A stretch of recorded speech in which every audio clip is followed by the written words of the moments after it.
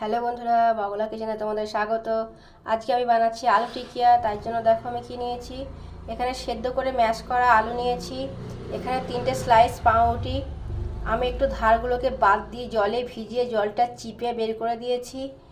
আর লাগছে কোচানো পেঁয়াজ, ধনেপাতা কুচি, স্বাদ মতন কাঁচা লঙ্কা কুচি, টমেটো কুচি, লবণ। এদিকে দেখো একটু চীনাবাদাম ভেজে নিয়েছি। আর রয়েছে বেশ খানিকটা সর্ষের তেল। তোমরা সাদা তেলেও বানাতে পারো, কোনো অসুবিধা নেই। আর যদি মনে করো চীনাবাদাম দেবে না, না দিলেও হবে। এই দিয়ে আমার হয়ে যাবে আজকে আলু টিকিয়া। তো দেখতে থাকো আমি কিভাবে রেসিপিটা তৈরি করি।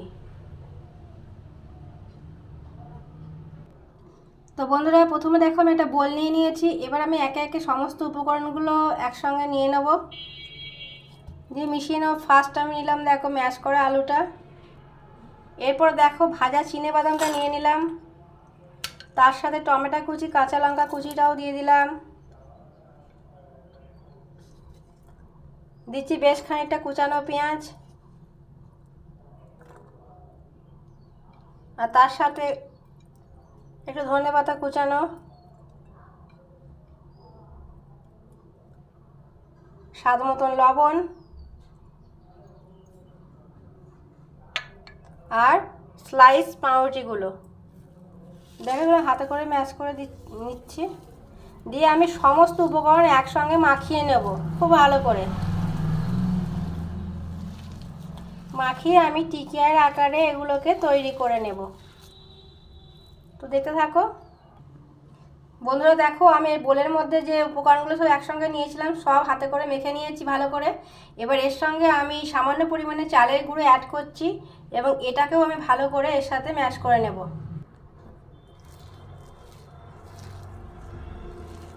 খুব ভালো করে আমি মিশিয়ে নেব বন্ধুরা।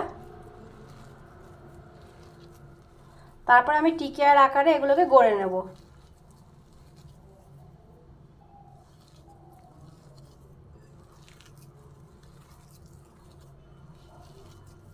দেখো আমার মেশানো হয়ে গেছে।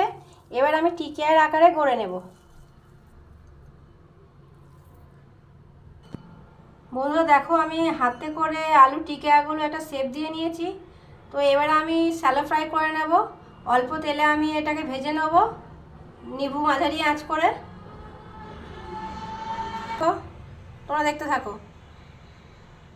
আমি ফ্রাই করে নিই। বন্ধুরা দেখো আমি ফ্রাইং প্যানেতে আমি সর্ষের তেল দিয়ে নিয়েছি। তো খুব বেশি দিইনি, তেলটা গরম হয়ে গেছে। এবার আমি টিকিয়াগুলো আস্তে আস্তে ভেজে নেব। তো বন্ধুরা আমি কিন্তু টিকিয়াটা তৈরি করার সময় আমি একটু চালের গুঁড়ো মিশিয়েছি। তো তোমরা প্রয়োজন হলে একটু ময়দাও দিতে পারো। চালের গুঁড়ো যদি না দাও তার বদলে একটু ময়দাও তোমরা দিয়ে নিতে পারো। তো আমি আস্তে আস্তে এরমভাবে শ্যালো ফ্রাই করে নেব। দেখো আমি সব কটা দিয়ে দিয়েছি টিকিয়া। এবার এগুলো কিন্তু শ্যালো ফ্রাই হচ্ছে। আমি ফ্লেমটা মাঝারি করে দিয়েছি। আমি খুব বিশেষ তেল দিইনি, এইভাবেই আস্তে আস্তে হবে। তোমরা দেখতে থাকো। দেখো বন্ধুরা আমার শ্যালো ফ্রাই এক পিঠ হয়ে গেছে। আমি আর এক পিঠ উল্টে দিয়েছি। তো ফ্লেমটা একটু মাঝারি ছিল, তো আমি একদম কমিয়ে দিয়েছি। এবার আর এক পিঠ ফ্রাই হয়ে গেলে আমি এটা সার্ভ করে দেবো। তোমরা দেখতে থাকো। বন্ধুরা আমার আলু টিকিয়া খুব সুন্দরভাবে ফ্রাই হয়ে গেছে। দেখো খুব সুন্দরভাবে শ্যালো ফ্রাই করে নিয়েছি আমি। এবার আমি এটা পরিবেশন করব। তো আমি গ্যাস বন্ধ করে দিচ্ছি।